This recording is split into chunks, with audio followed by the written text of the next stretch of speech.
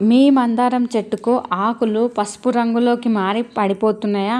నల్లటి మచ్చలు, తెల్లటి పొడి, పూలు రాలడం ఆగిపోయిందా?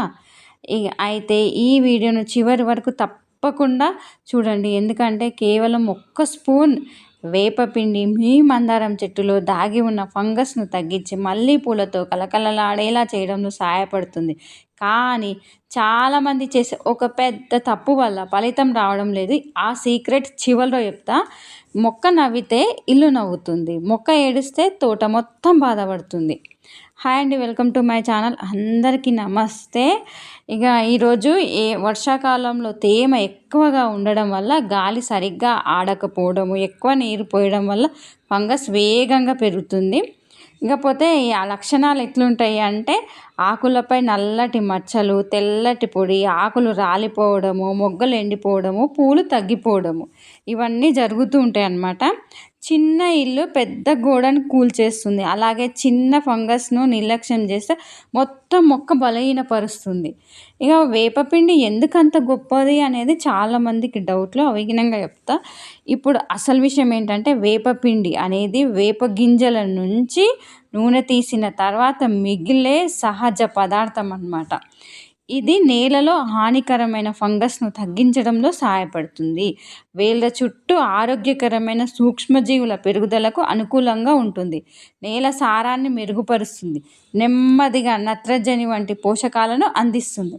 మొక్క బలంగా పెరిగి ఎక్కువ మొగ్గలు పెరగడానికి సహాయం చేస్తుంది. కానీ వేపపిండి వేయడంలో ఒక టైమింగ్ ఉంది. అది పాటించకపోతే ఆశించిన ఫలితం రావడం కష్టం.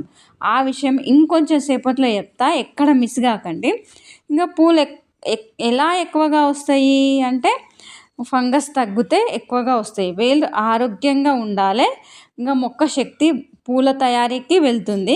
కొత్త కొమ్మలు వస్తాయి, మొగ్గలు ఎక్కువగా ఏర్పడతాయి, పూలు పెద్దవిగా రంగు బాగా వస్తాయి అన్నమాట. వేళ్ళు బలంగా ఉంటే చెట్టు వంగదు, వేళ్ళు ఆరోగ్యంగా ఉంటే పూలు ఆగవన్నమాట. అయితే మరి ఇదేంటిది? చూడండి ఎట్లా ఫంగస్ అంతా ఎట్లా వచ్చింది అసలు. పువ్వు గినంగా ఎట్లా అయిపోయింది అసలు, బిగుసుకుపోయినట్టు, వంగినట్టు పువ్వు అట్లా వచ్చింది.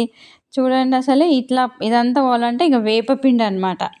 వేపపిండిని ఒక స్పూను, పోతే 2-3 ఒక పెద్ద కుండలో ఇంత వేపపిండి అవసరం లేదు. మనం ఫంగస్ పోనీకి ఒక్క స్పూన్ చాలన్నమాట. అదేంటిది ఎట్లా వేయాలో చూపిస్తాను అన్నమాట. ఒక కాండానికి దగ్గరగా కాకుండా చుట్టూ మట్టిని కొద్దిగా వదులుగా చేయండి.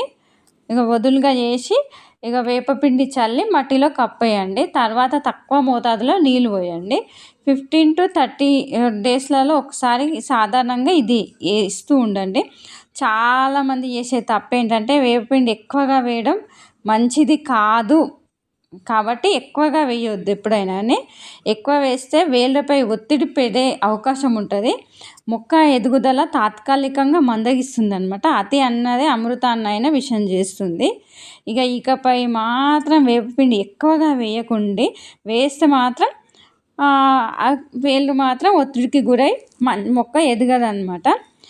పోతే ఇంత మంచిగా పూలు రావాలంటే మాత్రం ఫంగస్ పోయి ఈ వేపపిండి తప్పనిసరి అన్నమాట. ఇకపై మీ మందారం చెట్టులో ఫంగస్ కనిపించినా భయపడాల్సిన అవసరం లేదు. సరి అయిన మోతాదులో వేపపిండి వాడితే మొక్క ఆరోగ్యంగా ఉండడానికి, మంచి ఎదుగుదలకు, పుష్పోత్పత్తికి సహాయపడుతుంది. తర్వాత వీడియోలో మందారం చెట్టును ఇంట్లోనే తయారు చేసే ఒక ఉచిత ఫెర్టిలైజర్ గురించి చెప్తాను. దాన్ని వేసిన తర్వాత పూల సంఖ్య ఎందుకు పెరుగుతుందో చూస్తే మీరు కూడా ఆశ్చర్యపోతారు. ఈ వీడియోను అస్సలు మిస్ అవ్వకండి. వీడియో నచ్చితే లైక్ చేయండి, మీ అనుభవాన్ని కామెంట్ చేయండి. ఇలాంటి మొక్కల రహస్యాల కోసం సబ్స్క్రైబ్ చేసుకోవడం మాత్రం మర్చిపోవద్దు. ఇంకా మరిన్ని విషయాలతో మళ్ళీ కలుసుకుందాం. Thank you so much.